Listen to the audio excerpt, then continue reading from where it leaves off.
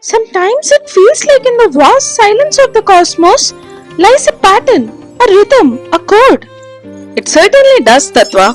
Even Galileo Galilei once said, the universe is written in mathematical language. But long before that, Indian mystics and yogis had already deciphered a number that echoed through spiritual chants, sacred architecture, celestial movements, martial arts, and even the breath of life itself. Is it just a number or a cosmic password? Join us now as we unravel the mystical, mathematical, and magnificent significance of 108, a number that holds the universe in its embrace. Let's start with the spiritual side of 108, because that's where this number first became sacred. In Hinduism, 108 beads in a japmala represent the 108 steps the soul takes to reach the divine. These are used while chanting mantras or offering flowers during puja. You'll also find 108 names of gods and goddesses chanted during rituals to invoke their blessings. Similarly, the lines of the mystical, mesmerizing Sri Chakra Yantra intersect in 54 points, each with a masculine and feminine quality totaling 108. It's said to reflect the energetic blueprint of the human body. Wait, wasn't Krishna also connected to 108? He certainly was. In Gaudiya Vaishnavism, Lord Krishna is believed to have had 108 gopis. Their names are recited using a 108 bead mala as a form of deep devotional practice. Was it only in Hinduism? Not at all. In Jainism, 108 also explains the inflow of karma.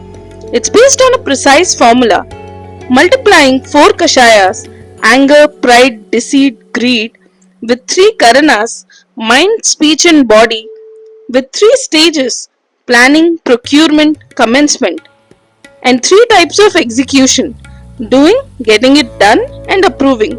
All these together form the 108 ways of karma influx. In Sikhism, prayer beads called Simran Mala often contains 108 beads. They help devotees stay focused during Nam Simran, the meditative chanting of God's name like Vaheguru. That looks like a global pattern. It indeed is. In Tibetan Buddhism, the number 108 appears everywhere. There are 108 defilements or 108 earthly desires and 108 delusions of the mind, all of which must be overcome to reach nirvana. Zen Buddhist priests wear malas with 108 beads, and in Japan, during Joya no Ken, Buddhist temples chime a bell 108 times on New Year's Eve to symbolically purge those defilements. In Taoism and other Eastern traditions, performing 108 offerings or repeating prayers 108 times is believed to align one with the rhythm of the universe. Even Rosicrucian mystical cycles reference 108 as the number of spiritual transformation and cosmic timing. And finally, it is believed that the soul who can stay calm enough to take only 108 breaths in a day reaches the state of enlightenment.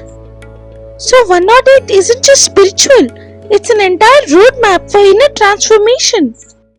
Now let's talk cosmos. The number 108 appears with surprising accuracy in our solar system. The distance from the Earth to the Sun is about 108 times the Sun's diameter. The distance from the Earth to the Moon also around 108 times the Moon's diameter. And get this, the Sun's diameter is approximately 108 times the diameter of the Earth. That's too precise to be a coincidence, Bodha. Exactly. These aren't spiritual guesses. They're astronomical ratios that align strikingly with the modern scientific averages. And ancient Indian astronomers knew them centuries before the telescope was invented. Wow, so it isn't just spiritual, it's cosmic. Right. It's a number that connects our planet, our moon, and our stars in perfect proportion. Now let's look at how Vedic astrology encodes 108 as the blueprint of cosmic influence. Let's start with the basics. There are 12 zodiac signs or rashis and 9 planets called Navagrahas. Multiply them. 12 into 9, 108. That's the full spectrum of planetary impact on human life. Then we have 27 nakshatras, the lunar constellations. Each nakshatra has 4 padas or quarters. Each pada is linked to one of the 4 purusharthas, the goals of human life. Dharma, the righteous living. Artha, sustenance and wealth. Kama, desire and fulfillment. Moksha, liberation and spiritual freedom. 27 into 4 is equal to 108 padas, each representing a distinct karmic signature, a type of personality, and a path to destiny. And this is connected to the birth chart? Yes, and especially to the Navamsa chart, which is one of the most revered charts in Vedic astrology. Each of the 12 signs, 30 degrees each, is divided into 9 amsas of 3.20 degrees. That gives us 12 signs into 9 is equal to 108 Navamsas. This chart reveals your dharma, the life purpose, bhagya, fortune, and even your marital and spiritual essence. So 108 shows the soul's journey? Exactly. These amshas of moon reflect your manas, the mind, and the sun's navamshas reflect the atman, the soul. Their alignment at 108 symbolizes the union of Purusha and Prakriti, consciousness and nature in perfect sync. So 108 isn't just in stars, it defines us through them. Yes, in astrology, 108 isn't just a number, it's the pulse of the universe. When it comes to the body, breath, and balance, 108 isn't just sacred, it's scientific. In Ayurveda, our ancient healers mapped 108 marma points, vital energy junctions where consciousness meets flesh. These aren't random, they're life giving nodes that regulate health, energy, and vitality. These 108 energy links are held together by 107 joints, creating a precise network.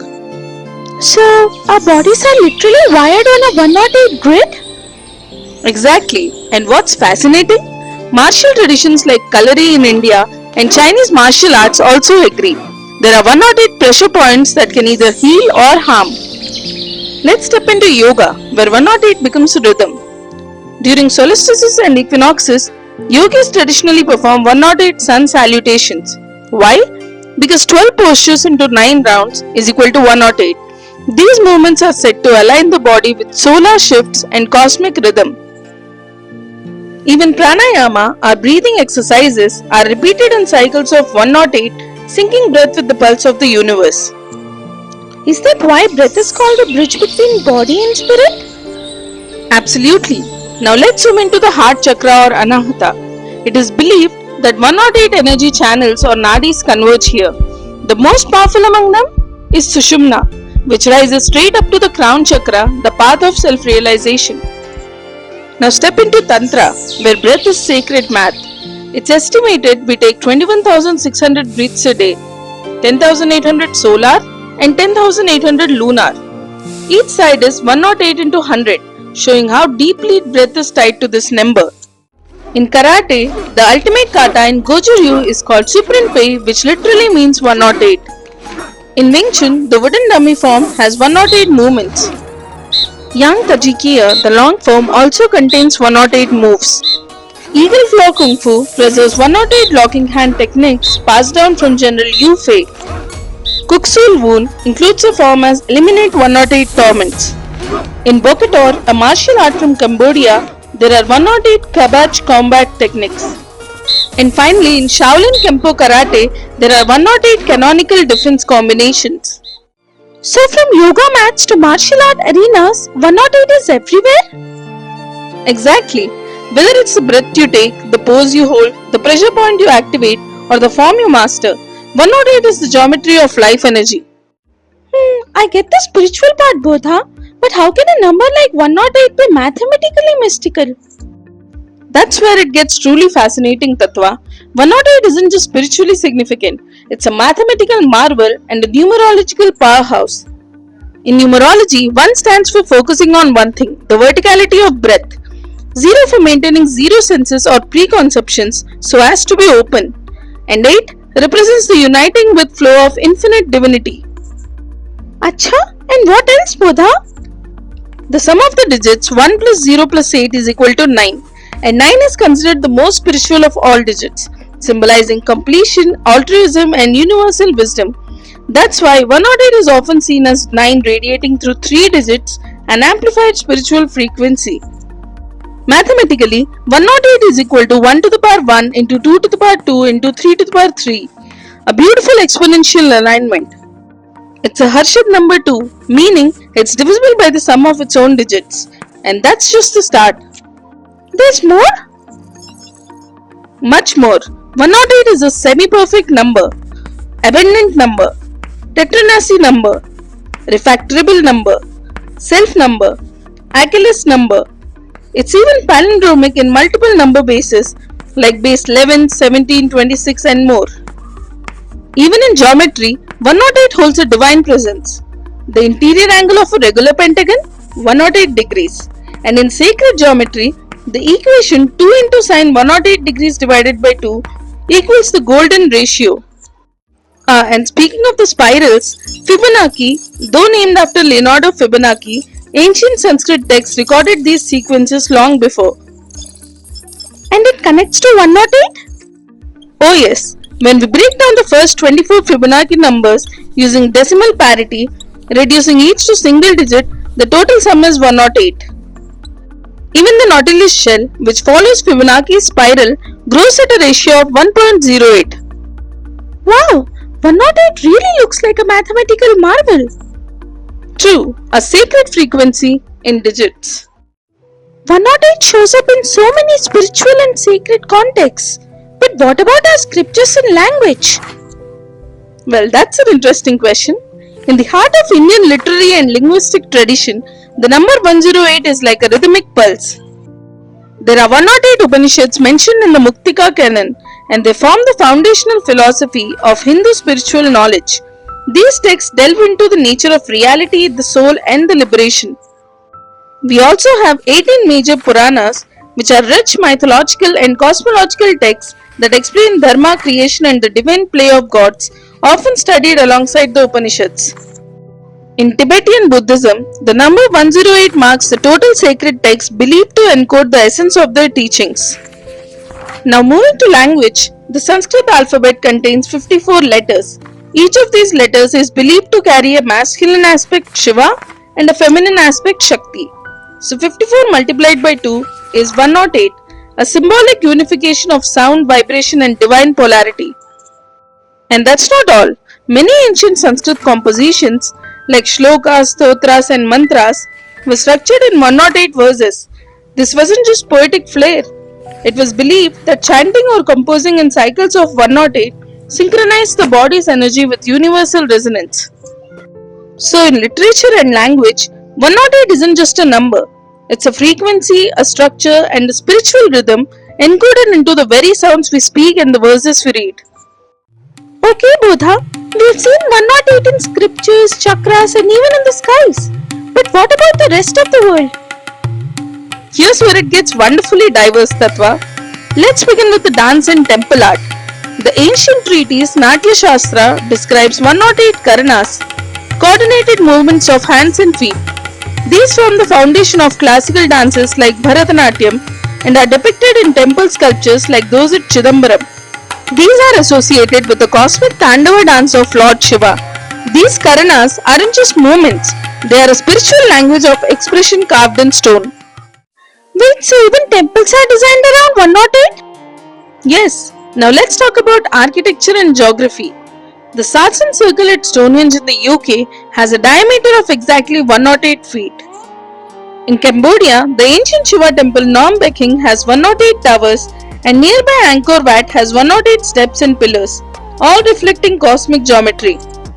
Vedic fire altars, also described in the Rig Veda, use the number 108 in the measurements and layouts. In West Bengal, the Nabha Kailash Mandir, a temple complex of 108 Shiva shrines, is built to represent cosmic harmony and spiritual awakening.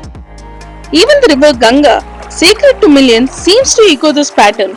It flows across 12 degrees of longitude and 9 degrees of latitude.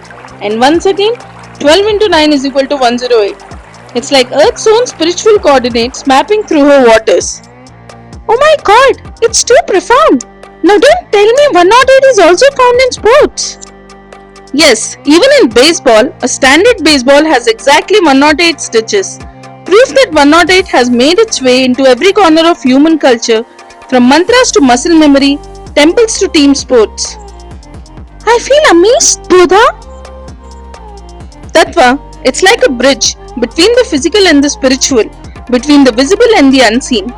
Whether you see it in a yogi's breath, a planet's orbit, a temple's design, or a mantra's rhythm, the number 108 whispers the same truth that everything in the universe is connected, patterned, and purposeful. It's the rhythm of the creation, the structure of the existence, and the harmony of being. And now that you know the secret behind 108, how often do you think you've already encountered it without realizing?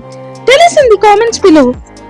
If this journey has intrigued you, made you pause, or sparked a few questions, like, share, and subscribe to Bodha Hoots to explore the wonders of mythology, history, culture, and cosmic patterns, one fascinating thread at a time.